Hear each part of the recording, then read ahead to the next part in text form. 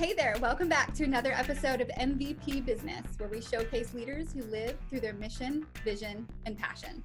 I'm your host, Steph Silver, founder of Vine Collective, a leadership, branding, and marketing agency. Today's guest is Heather McPherson, CEO and founder of the Sexual Health Alliance, a progressive training and certification program and community helping new and seasoned healthcare providers further their career and knowledge in the field of sexual health. Heather's also the founder and licensed therapist supervisor at Respark Therapy and Associates, with offices in Austin, Texas, and Denver, Colorado, as well as lots of virtual options. And all those options were there before COVID, but they've really come in handy now. So welcome to the program, Heather. Thank you so much for having me. You're welcome. It's so nice to see your face again. Heather and I have known each other for a very long time. She and my husband were actually trained together years ago in the counseling field. So we'll start off, Heather, by you telling us a little bit about your path before you started this journey into sexual health. Yeah, so I always knew that I wanted to be an entrepreneur. Actually, that was something that I always wanted to just like be my own boss and like run my own life. And it was kind of further set in stone whenever I worked for corporate America after I graduated with my undergraduate degree in business marketing. Actually, I worked for advertising firms and in sales, and it was an eye-opening experience, very helpful in my learning process and becoming the person I am today. But it just kind of set in stone that I don't want to work for someone else. I really want to work for myself. I also always had this dream of becoming a healthcare provider. It started off being an optometrist, and I was like, maybe I'll be a PA. And so it's kind of interesting and settled in sexual health and in psychotherapy. So yeah. It's been kind of a long journey in terms of how I got to where I am now, and lots of lessons along the way. So I got my undergraduate degree in business marketing. I did advertising and sales, and then I went back to school to become a marriage and family therapist at Texas State University, which is a KCREP and COMFT accredited university. So that allowed me to like get licensed really quickly, and then I started talking to couples, and they started talking to me about sex. And I said, whoa, we never learned about this in grad school. How do I get some more knowledge about this? This is fun to talk about. And there wasn't anything out there, especially in Texas. There wasn't any training available. No one could really point me toward how to become certified. And so I was like, okay, well, I guess I'll just provide my own training, like get the experts, have them come in and teach us. Cool. So that's how the Sexual Health Alliance was born. You said, I need to know this information. Other people need to know this information. Exactly. Do it together and continue it. Exactly. That's very cool. So a lot of people are intrigued and don't really know what a sex therapist is. Would you mind giving us a brief overview of what that expectation would be, or why someone would go and speak with a sex therapist? Yeah, there's a lot of misconceptions about what a sex therapist does, and a lot of images that come to mind about what it is, and it's very boring actually compared to all these like images that come to mind. It's actually just a psychotherapist that specializes in talking about sexuality, and so it's just another designation and training and certification.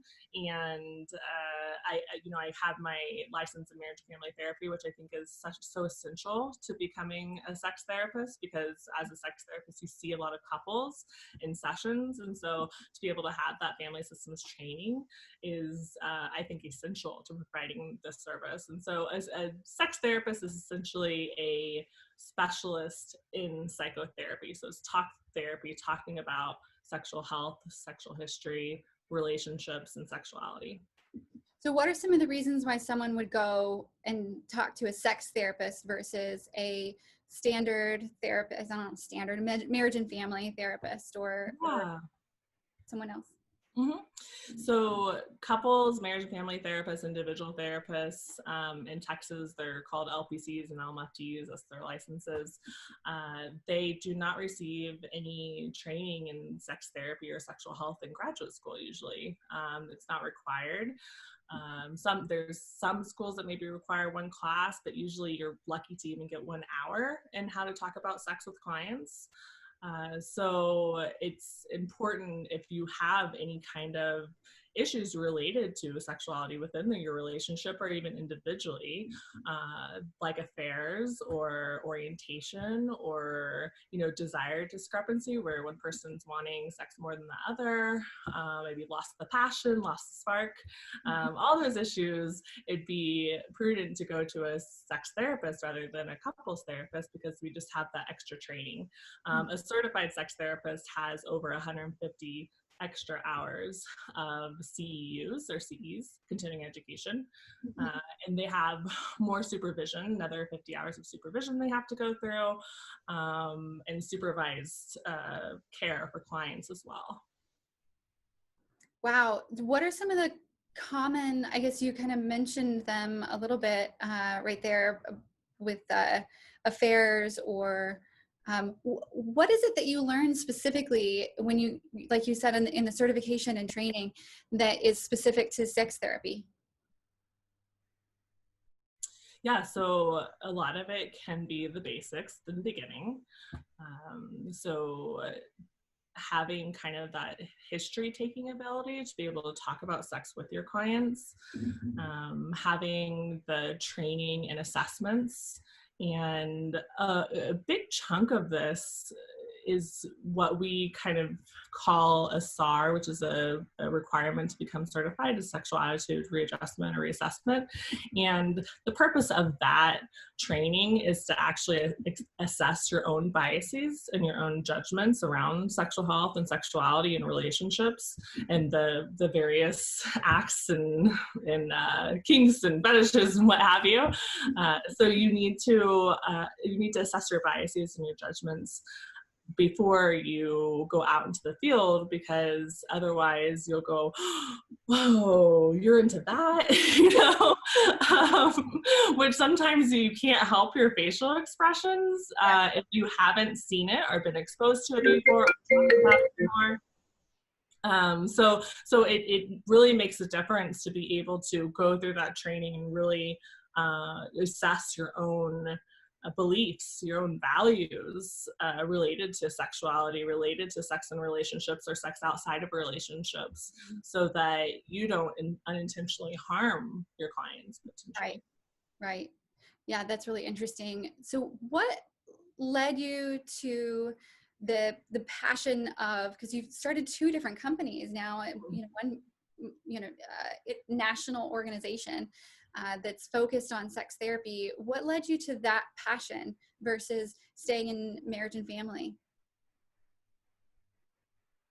Yeah, so I started Respark Therapy Associates right out of grad school, so a little over a decade ago. And I really enjoyed sitting with clients. I still do. I love seeing clients. I love kind of going on this journey with them, even when it's virtual. So I wanted to grow that practice and provide supervision. That was always my goal, is to become a supervisor as well. And so whenever I started Sexual Health Alliance, I actually looked at that as like, this is a passion project. I really wanted to provide the training for other people. I struggled so much in understanding the certification process and finding relevant resources and experts that I would want to learn from. And like I said, in Texas, there was just no training option. So I'd have to go halfway across the country to get trained. So whenever I started it, it was very much I'm doing this for the community. It was very passionate. And I let the mission kind of guide me. And that was actually it was great, but it was also one of the biggest lessons I've learned, because I only let the mission guide me instead of really looking at the numbers and the finances of it. And it just wasn't making any money. It was a struggle for many, many years. And so I learned that I have to not only have the mission, but I also need the leadership and the vision in terms of how is this going to be sustainable long term. And so that was a really big lesson for me. And the way that we got there with Sexual Health Alliance was to provide a full certification program for anyone who wanted to become not only a certified sex therapist, but also a certified sexuality educator and a certified sexuality counselor, which is for doctors and nurses and, gynecologists, usually medical providers, gets that designation. Mm-hmm. So to be able to provide a full certification program for them so that they can become certified and even take all of those CEs, go on to ASEC, which is our kind of gold standard certifying board, the American Association for Sexuality Educators, Counselors, and Therapists. So to be able to take all of that training and just automatically apply it to become certified through them as well was really essential. Absolutely. So thank you so much for saying that was the biggest struggle that you had. Did you take on a board of advisors, or how did you transition to building that profit model from your passion project? Yeah, from my passion project. Yeah. So I have to say, I struggled for many years, and it was a big lesson for me, because I was kind of at my wit's end where my partner was saying, we can't do this anymore. You have to figure out something else. You can't keep doing this and pouring so many hours into it and have it barely break even, and sometimes even not. And so I was just kind of racking my brain. What am I going to do? And yes, I still have a board of advisors. They're mostly sex therapists.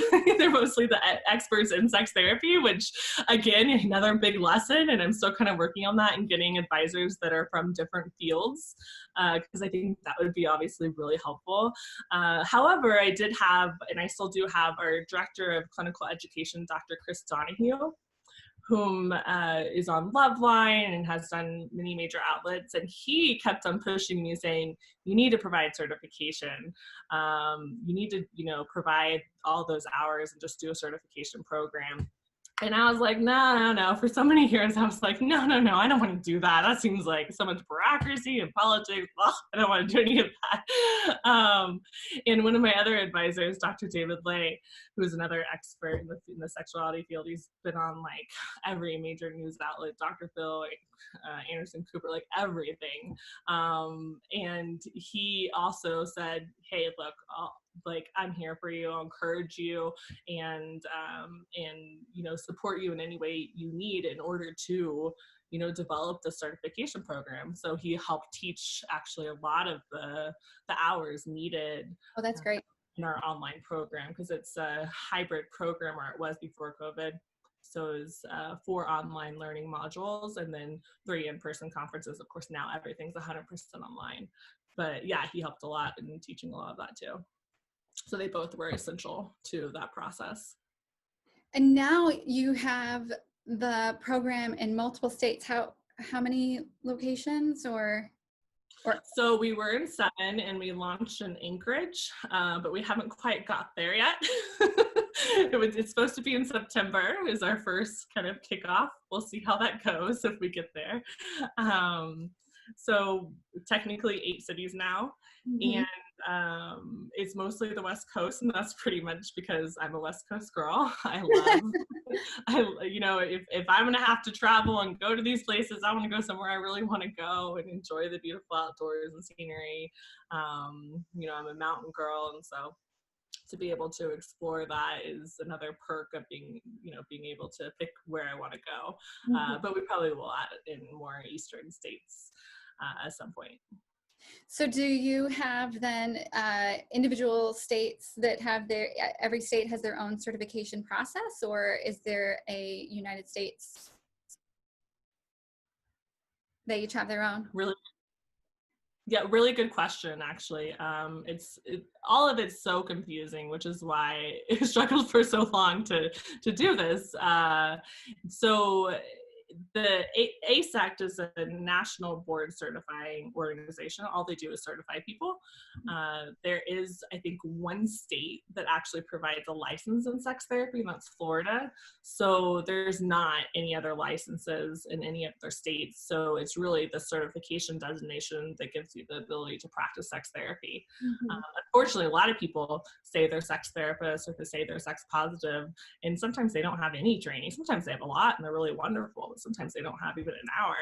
They're just kind of going off their personal experiences, which again contradicts kind of that values model of like, we really need to assess our beliefs and our judgments and, you know, where we're getting these ideas from, because oftentimes we get them from our family, from our friends, from society, from our culture. And so it's really important to go through that additional training to assess all of that. So that's a really good point. One of my questions is, you recently mentioned that your mom is pretty conservative. So how did your family react when you decided to not just go off and start your own business, but start this business in particular? Yeah, it was rough. It was rough on my mom. Still kind of is. She's really kind of coming around in the most recent years. But whenever I first told her, there were two things that she said. She said, "Oh man, I knew I made a lot of mistakes with you."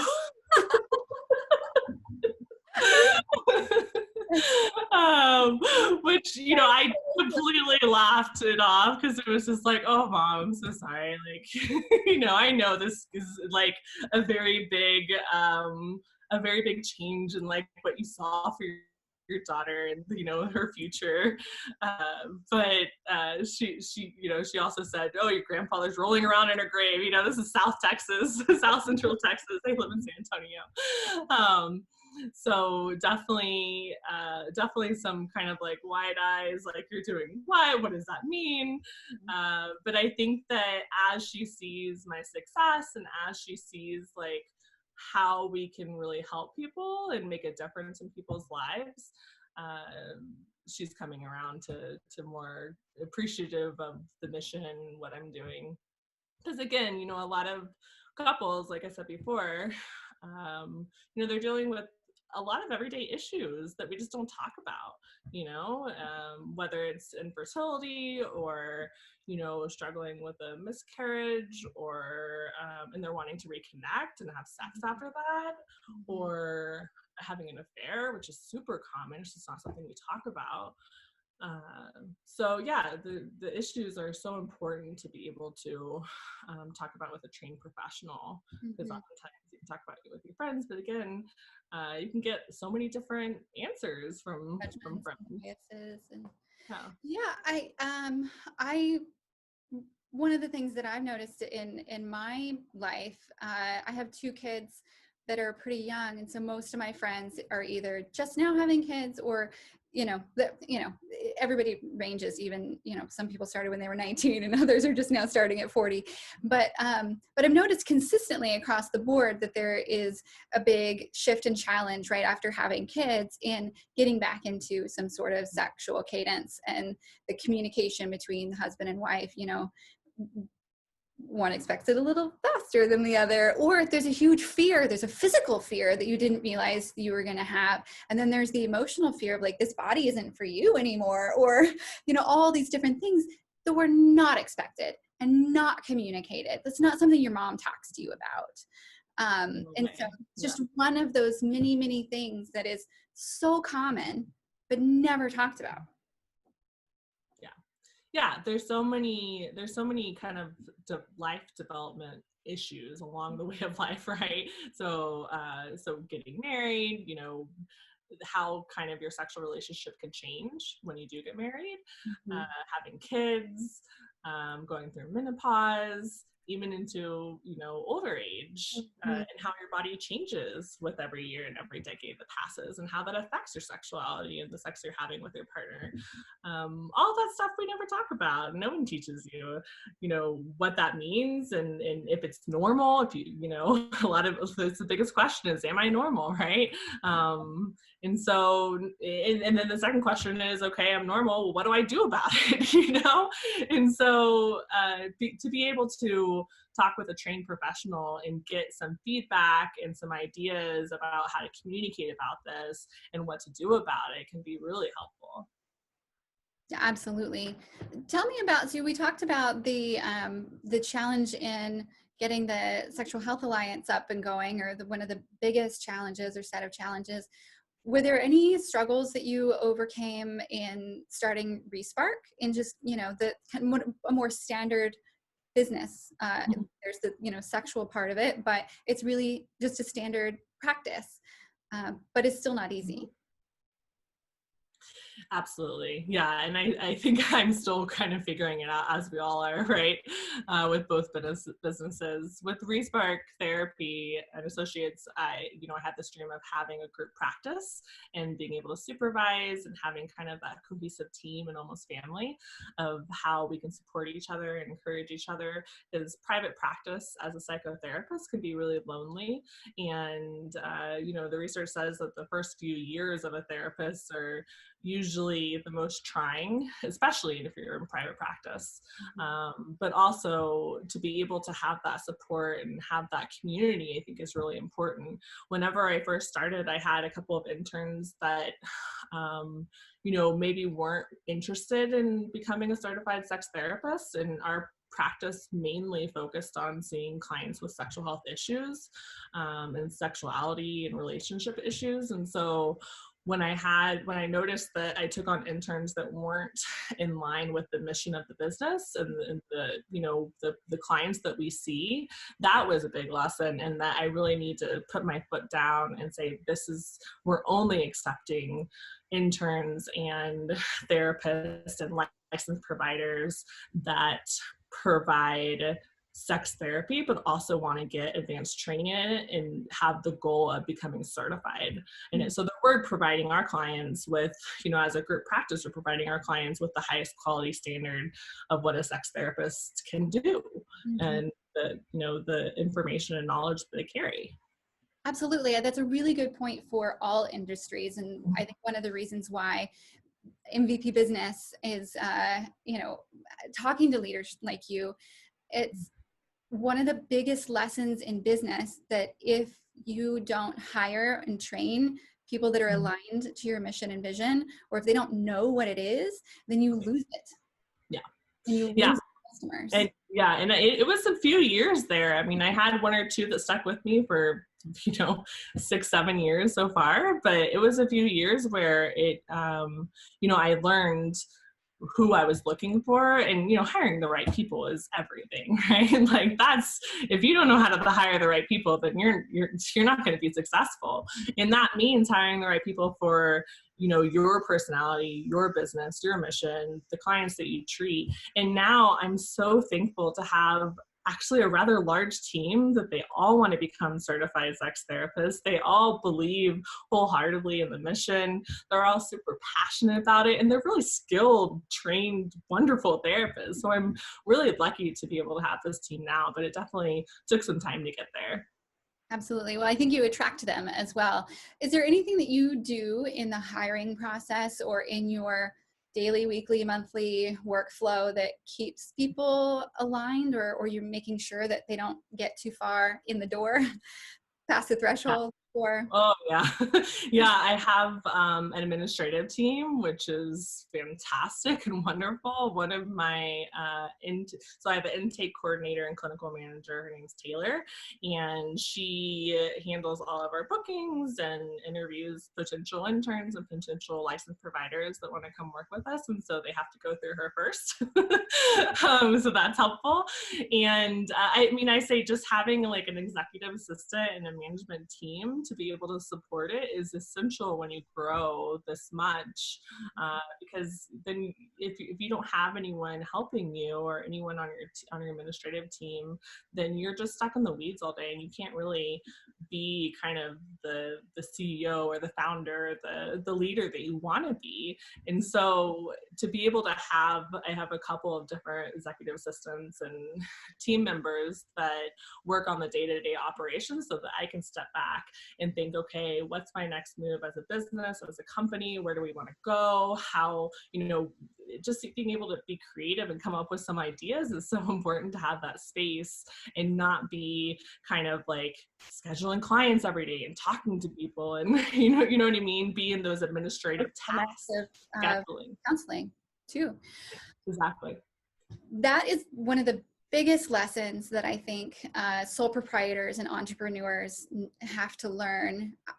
It's interesting that I've seen people who go from a high level in a big organization to creating their own business, they seem to know it better because they've been leading other teams. But when you come up early, like you did, or when you were a worker and you find a solution, or it's a passion-driven project, and you have a lot of skills and you can do all the things that are in your business, it's harder to let them go. So tell me, how long did it take you to learn that you needed to step out of that role to do what you needed to do? It took me a long time. I knew what I needed to do, but having the mindset to actually do it, I think, and really finding the right people took me a long time, because being able to delegate is one thing, but if you don't trust the person you're delegating it to, then you're just going to end up doing it all yourself, which is what I did for many years. And so to be able to, again, hire the right people, trust them, and be able to delegate the tasks and work with them and provide that training and that structure so that they can get to where they need to be. I mean, it took a couple of years, but it was so valuable when I finally figured it out and whenever I finally found the right people. So would you go back and do anything differently now that you have the ability to look back? Is there anything you would have done differently? So much. so many hard lessons. But yeah, I mean, I think hiring people earlier, hiring an admin team earlier. With Sexual Health Alliance, I had a lot of volunteers for many years, which again, we had to have volunteers because we didn't have the money to pay anyone, because we were following the mission and not, having actual proven business model. And so to be able to switch that frame of mind and also hire a team and delegate those tasks to someone who is specialized in it or someone who knows how to do it, I think would have been huge early on. That would have been great. But I think that in terms of hiring people when you have the money to pay them is such an important thing that I did follow, which I'm thankful for, because I feel like a lot of companies hire people before they really have the money coming in. and so I'm thankful that I did that right. But to be able to have that kind of vision in the beginning of, how we can be sustainable and what steps to take to get us there earlier would have been great, of course. Mm-hmm. So that strategic vision earlier on would have been helpful. And that is really hard, and I think something that most passion-driven and I've heard many people say that if you don't have revenue, it's a project, it's not a business. Like the Health Alliance or Sexual Health Alliance, it was a project for a while, and then it became a business when you were finally convinced to go in that direction of developing. Take the leap. Yeah. What do you have any resources that you use or tools to stay on track or clear your mind or keep you focused and motivated? Yeah, I mean, I have a bunch of mentors and other entrepreneurs that I look to. I know we were talking about a couple of those before the show, but yeah, I mean, I think that looking at other group practice leaders, being a part of Facebook groups, that for Respark, obviously being part of group practice leader Facebook groups can be helpful to talk to other people. For Sexual Health Alliance, it's really kind of a continuing education and certification training company. And so, a lot of that is kind of online digital marketing stuff to let people know that we exist and you can get all of your training in one button, right? And so learning that whole side, I think, has been really eye-opening and really helpful, just to learn the digital marketing side and find people that are doing it right and can teach me how to do it. Mm-hmm. So how much of that do you do yourself versus outsource the marketing?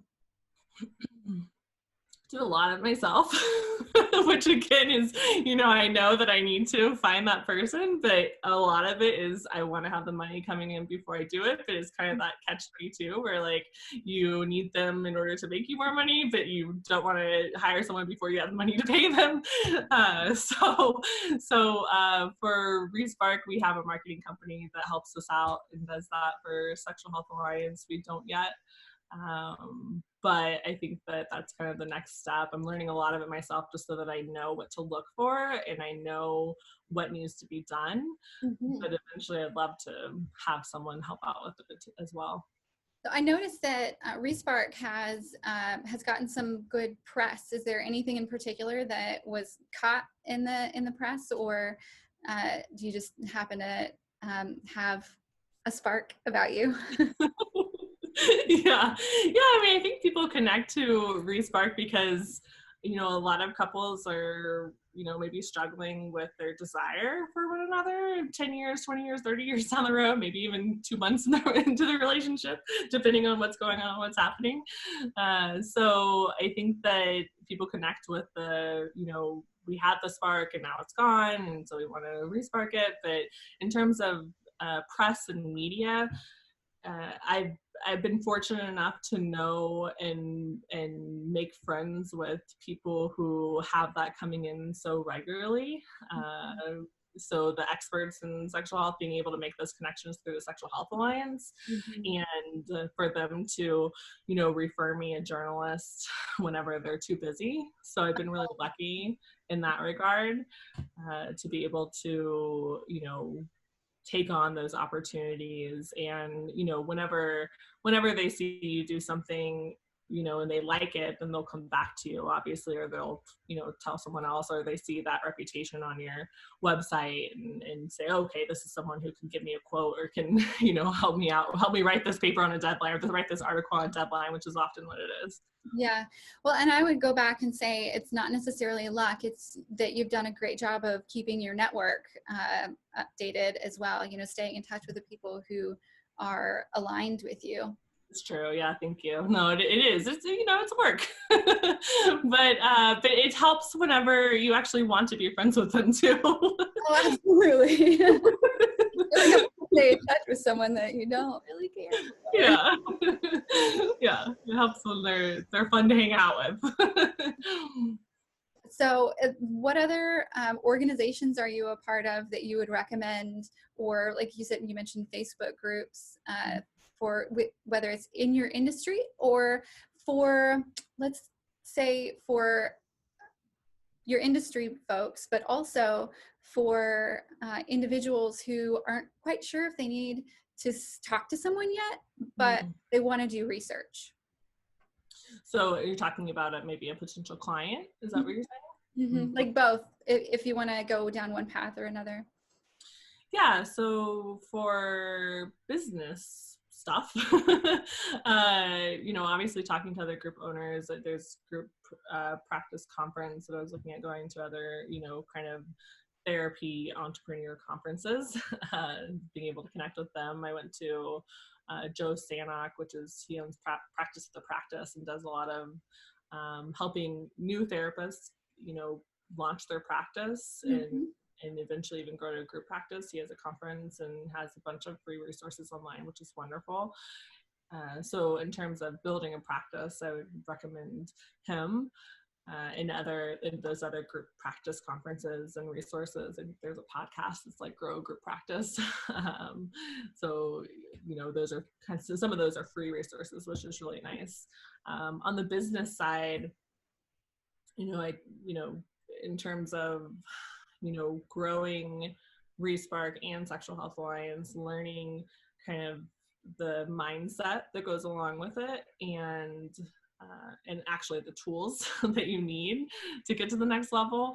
We were talking about Tony Robbins before, big fan of his, and learned a bunch from him and Dean Graziosi's and some of their other experts that they kind of raise up. And so following all of them and learning all of their tips and tricks, and again, a lot of that stuff is free resources. And so I think that you can learn a lot on your own for free, but eventually, if you want to get to the next level, then you're going to want to pay a consultant or pay for a course or something like that to learn what you need to learn. Mm-hmm. So I agree. A lot of it is, talking to people in the industry and not being afraid to ask questions and not being afraid to sound like you don't know what you're talking about, because you might not. but also, not. Yeah, exactly. Getting started. It's there's a lot of fear, and you have to, most people feel like they have to look like they're moving forward with confidence, and that's true. But also, it's okay to be vulnerable and to ask for help. And that's what you do, is allow people to be vulnerable and ask for help. So that's phenomenal. What do you find that you're most grateful for, not just in these two businesses, but in your life? Oh, that's a good question. I'm super grateful for my family and for my husband. He helps me do everything that I do. It is really wonderful. He's the rock. So I'm super grateful for, being able to bounce ideas off of him and being able to, ask him for help whenever I need it. As being an entrepreneur is like round the clock work. You're working on the nights and the weekends. You're working a lot, especially in the beginning, to get a business going. So to be able to have someone who's in my corner and supporting me is huge. And then to be able to have other friends that are kind of have that entrepreneur mindset too, I think is really powerful and important, to be able to surround yourself with people who believe in you and believe in your mission and believe in what you're doing. Mm-hmm. Where do you find your? And then I think, oh, go ahead. You go first. Oh, I was just saying, and then, obviously being able to seek out those resources online and pick what's going to be the most helpful for you in terms of resources, and then buying courses and learning everything you need. Mm-hmm. On that note, for me, the hardest thing is I feel like there's so much to do. There's not enough time. How do I know which course is going to? And I just got to jump in. Have to jump in. And if I already know it, I already know it. It'll just be a good reminder. So where do you find your inspiration? Ooh. Inspiration for businesses or inspiration for? Everybody kind of hears that word and goes, and like kind of goes off on their own. Yeah. Yeah. I think that, again, who you surround yourself with is so important. And so, having my husband obviously be able to bounce ideas off of him and him inspire me, watching and listening to podcasts and other people that can give you that motivation, that, kind of inspiration to keep going. And then, I read a lot. I read a lot of books, and I think that, as we know in business, whenever you're, a founder, CEO, leader, so much of it is mindset. And so being able to really work on yourself and personal growth and, seek out those resources to be able to do so, like reading books and listening to podcasts, is so important. Is there anything in particular that you do to keep yourself in a positive mindset, or to get yourself back into a positive mindset? Being in nature. Yeah. Completely being in nature. I'm a huge skier. I love skiing. I love going on hikes. I love the mountains. I love, seeking out waterfalls. Anytime that I'm in nature, especially on the top of a mountain, it just makes me go, God, this is so beautiful. There's so much power in it. It's the awe. And that recenters me and gets me back to the work. Which is why you're in Denver right now. Exactly. Yep. I love it. Fantastic. So what advice would you have for anyone that's getting ready to start their own passion-driven business? Start with the end in mind. So, go through the motions, do the work, get your business plan, know where you're going with it, what's the end game with it, what do you want to accomplish, and then figure out what's the model that actually makes the money. You can have passion, but you need to actually have money coming in to sustain that passion, or else it's just a project, like you said earlier, right? And so, coming up with a sustainable model of this is how you're going to turn a profit and be able to do what you love. That's great advice. Is there anything else that you would want to say about business, passion, or passion in life in general, since you have a lot of conversations about it? Yeah, for Respark, it's kind of respark the love, respark the passion in your relationship. I think that remembering where the passion came from in the beginning, remembering those experiences, whenever you first looked at your partner and there was that spark, and then, you said, man, I could, go on another date with this person. So really thinking through those stories and having that become part of your narrative. And then gratitude. A lot of people talk about gratitude journals and picking out 3 things that you're grateful for every day. I think that's so important in mindset, and to keep yourself going, to kind of switch your mindset and saying, like, I'm grateful for the blue sky and for the weather and for this view that I'm sitting in being able to see right now.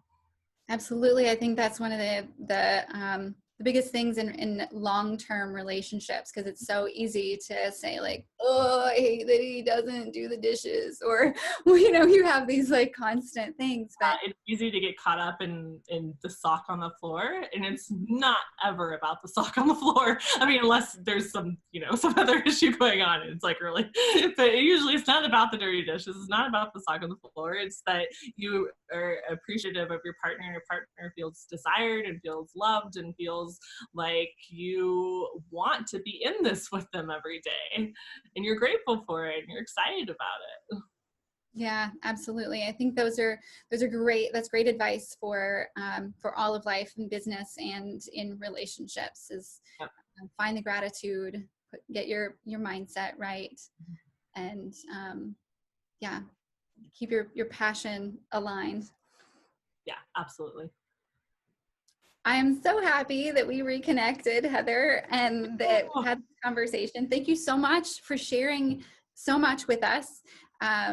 I invite everyone to go and visit her websites, and hopefully, if you have any thoughts or issues, that you contact them, or you contact someone who can help you talk through any sexual or relationship issues that you have. And if you're looking at starting a practice in the sexual health industry, that she has the programs and certifications for you, and hopefully some live events pretty soon in California. Yeah, really. Yeah. I think it's going to be a little bit a hot second before that happens again, probably about a year. But the great thing now is that you can do everything online and become certified just doing it all online. So, I mean, that opens up people all over the country and even the world to be able to get that training. So that's pretty cool too. Yeah, it is. It's awesome that we have the opportunity to continue to connect through this crisis. I think I would definitely be much more sad if we didn't Zoom and GoToMeeting and Google Meeting and all the things. Yeah, exactly. For sure. Awesome. Well, we'll continue to reconnect, and I'll put all your links online, and we'll talk again soon. Thanks, Heather. Thank you so much, Steph. Appreciate it.